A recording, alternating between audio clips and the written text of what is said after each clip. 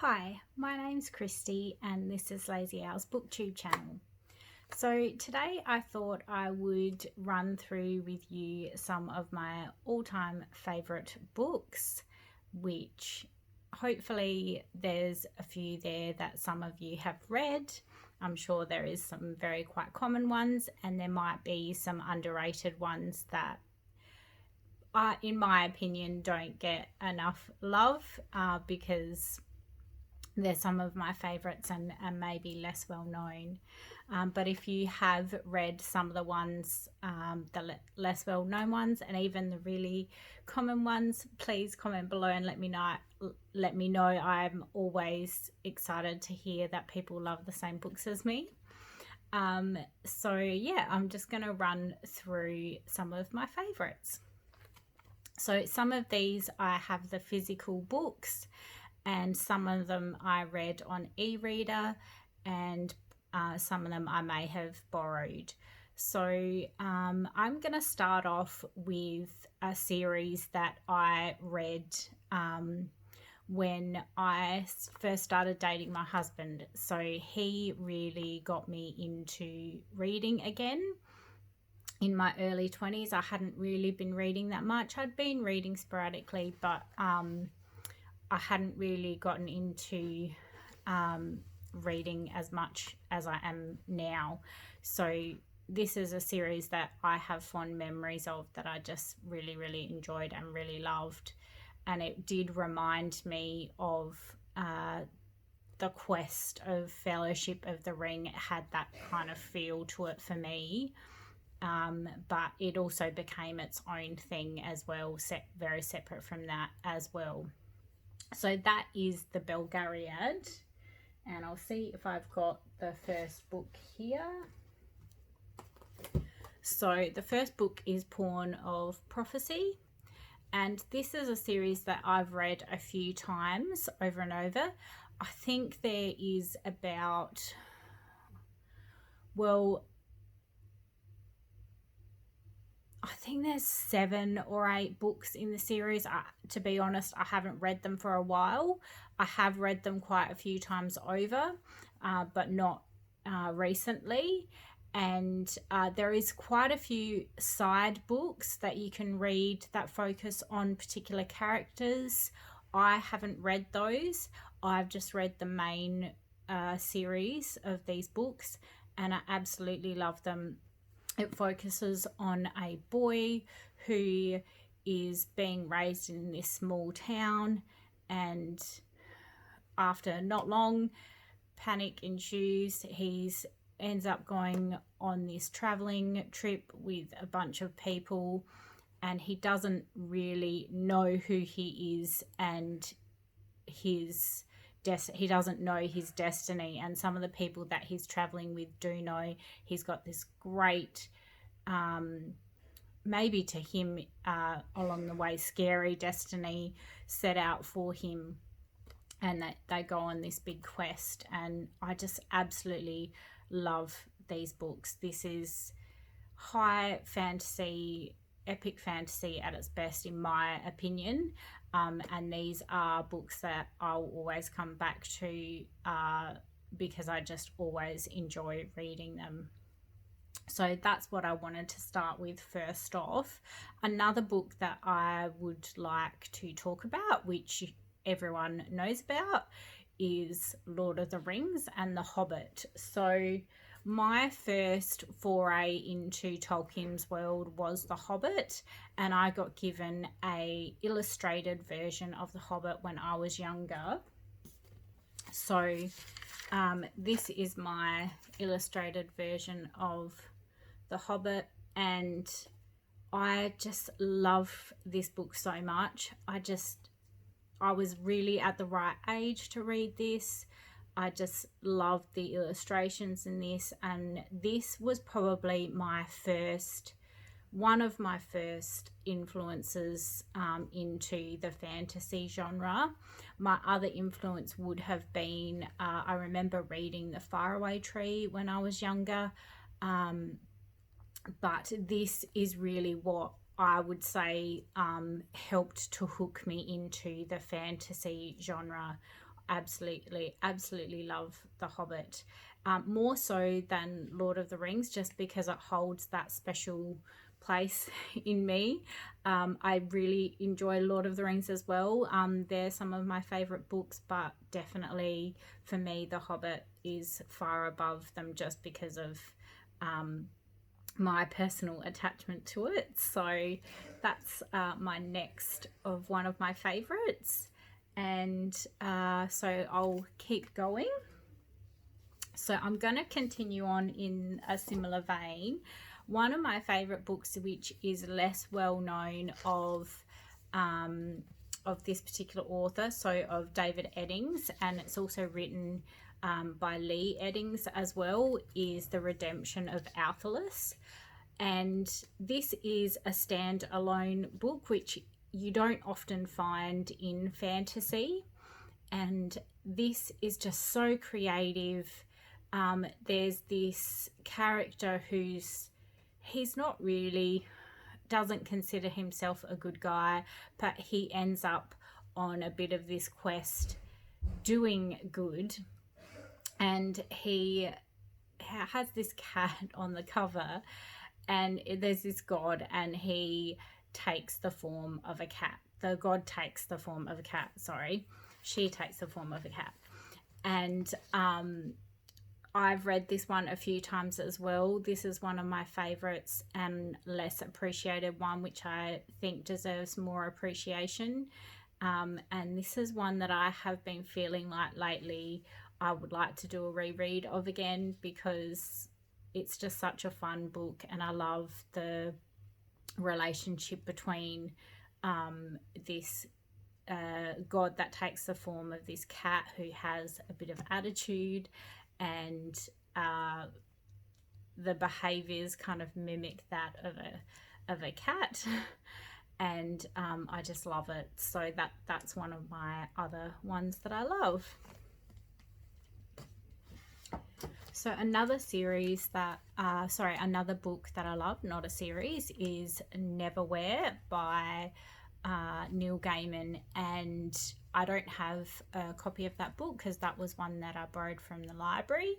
So that one I also read was an illustrated version of the book. And this was my first book that I read by Neil Gaiman, and I absolutely love it. It's my favorite one of him that I've read. And it's about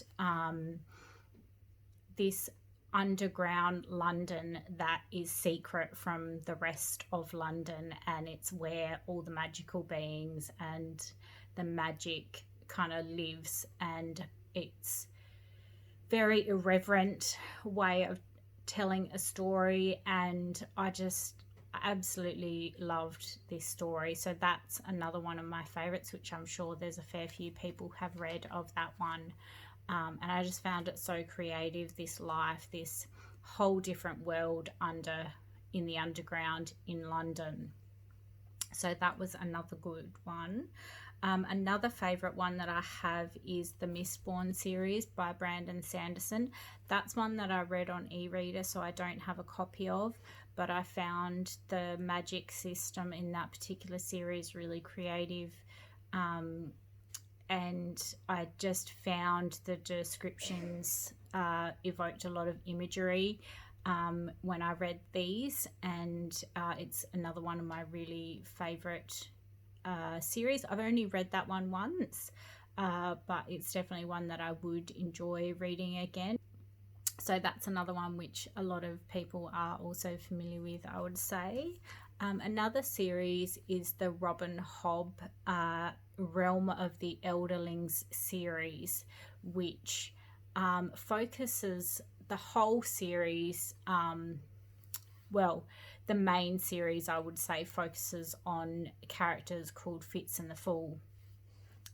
And Robin Hobb just tells such a great story between these two characters, and it's probably the best novels that I have read in terms of focusing on this friendship between these two people. It's totally platonic. There's no romance involved whatsoever, but the way that she tells that story and the feelings that she invoked in me was able to draw from me whilst reading these books was just like I had a book hangover after I read these, because I was just so invested in these stories. And I just loved them. So there's quite a lot of books in the realm of the Elderlings series. I looked it up today, and there's 16 books, because there are some side stories which aren't necessarily essential to the main series. You don't have to read, like, for example, there's some stories on the side which focuses on a different geographical location of this world, and focus on some people that are on ships. And I won't go too much into it in case you haven't read them, and I don't want to spoil anything, but those side ones you don't have to read. It does provide some information into the main series that focuses more on Fitz and the Fool, but you don't have to read them. So that's another series that I really love. I couldn't go through this video without mentioning Wheel of Time. You can't get more epic than Wheel of Time. Such a great series. I don't need to say much about that. So many people are familiar with that series, but that's another one that's my favourite, one of my favourites. Another fantasy that I love is Name of the Wind. And the book that follows this is The Wise Man's Fear. These ones I have read a few times as well. And I always feel like every time I read these, I discover a bit more, I figure something more out. These are just so well written. I can't stress that enough. I just get lost in these when I read them.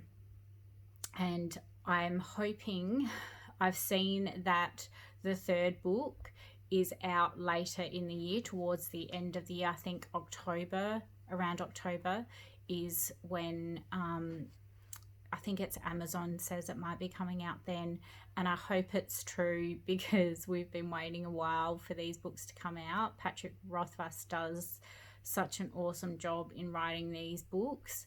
And just for your background, in case you're not familiar with the series, it focuses on this boy who pretty much ends up an orphan and finds his way to this school which he's always wanted to go to. And he comes across all these difficulties, and he has this rivalry with another person in the school. There's a bit of a love interest at some point as well. And so the idea of it is so simple, but the way that it's written is just so compelling and so addictive. There's a huge following of people who love these books, and it's well deserved in my opinion. There is some criticism as to the main character in these books, that he's too perfect, that he can do anything, and the book is told from his perspective, so some would say he's an unreliable narrator. But I'm really interested to see where book 3 goes and whether that resolves any of that or not. When the third book does come out, I will be super excited to read it. So that's another one that I really enjoy. Another series which I feel is underrated, which I really, really enjoyed, was a series called The Deathgate Cycle. And this is actually book 3, because I lent out book 1 and 2 to someone and I never got them back. There's 7 books in the series. I've read these a few times as well. I absolutely love them. There's different races in this realm. There's humans, and then there's these races that have disappeared from their world, and there's a lack of information about how that occurred. I found the different worlds in this series really creative. For example, there's one world where basically the land kind of floats in the air, and there's the gravity is different there, I guess you would say, and it's racked by storms and things like that. And then there's another world that's full of fire and lava, and so each world is kind of different. There's a world of water. It sounds fairly simple, but the way that it's executed is done really, really well. And I'm not going to give away any more, because if you do want to read it, there is some really interesting things that are revealed about one of these races.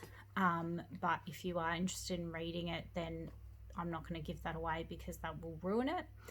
But this is a really, really great series that, yeah, I think is underrated, and I need to get those first 2 books to complete my series, because I'd love to read it again. It's such a great series. Another series that I love is, I also think is a bit underrated and not as many people have heard of. Comment below if you have read this, because I really enjoy Jennifer Fallon's books. So this is the Tide Lord series, and it focuses on basically this world. There's immortals in this world, and there's this one person who it starts off with in the book. These ones I haven't read for a while, so I'm testing my memory here, but